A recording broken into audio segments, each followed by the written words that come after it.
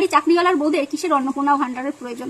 তাদের তো প্রয়োজন আছে। অনেকে মনে করে যে হাজবেন্ড মোটা টাকা ইনকাম করে বলে তার ওয়াইফকে মাস গেলে মোটা টাকাই দেয়। না, দেয় না।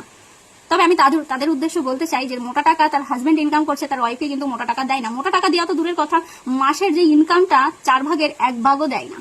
আমাকে এক দিদি ভাই কমেন্ট করেছে তার হাজবেন্ড সরকারি কর্মচারী, কিন্তু তাকে মাস গেলে কোনো টাকা পয়সা দেয় না, এবং এই অন্নপূর্ণা ভান্ডারের দিকে তাকিয়ে থাকতে হবে। আমি জানি আমার ভিডিও অনেক দূর পৌঁছে যায়, আর অনেক মানুষ আছে ভালো ভালো কমেন্ট করে। বিশেষ করে আমি এত ভিডিও বানিয়েছি, আমার লাইফে আমি হাতে গোনা হয়তো 1-2 খারাপ কমেন্ট পেয়েছি, বাকি প্রত্যেকটা কমেন্ট এত সুন্দর মনে লেগে যায়। আর অনেকের অবজেকশন, তুমি কেন অন্য কন্টেন্ট বানাও না? হ্যাঁ, আমি অন্য কন্টেন্ট বানাই, আমার অন্নপূর্ণা ভান্ডার নিয়ে আমি ভিডিও এই কারণে বানাই, আমি চাই প্রত্যেকটা মা বোনেরা টাকা পাক।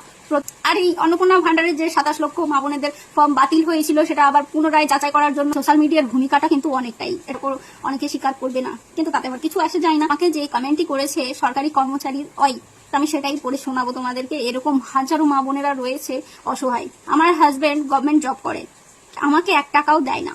সত্যি এরকম হাজারো মারা রয়েছে, বোনেরা রয়েছে, তারা অসহায়। শুধু তো দেখে হাজবেন্ডের চাকরি, আদৌ কি হাজবেন্ড টাকা দেয় তাদেরকে? দেয় না, বেশিরভাগই দেয় না।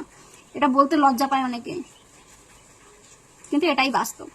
অন্নপূর্ণা ভান্ডার তো শুধু বেকার মহিলাদের জন্যই দেয়া হয়েছিল, তাহলে এখন কেন হাজবেন্ডের চাকরি, শ্বশুরের চাকরি, বাবার চাকরি, মায়ের চাকরি এগুলো দেখা কেন হচ্ছে? এগুলো তো দেখা উচিত নয়। প্রত্যেকটা বেকার মা বোনেরা এই অন্নপূর্ণা ভান্ডার পাক, এটা মন থেকে প্রত্যেকটা মেয়েরাই চেয়েছে, আর এখনো চাইছে। যদি 3000 টাকা করে সরকার না দিতে পারে, তাহলে 2000 টাকা সেইভাবে দিলে খুব খুশি হবে। 3000 টাকা দিয়ে একজন পেলো, একজন পেলো না।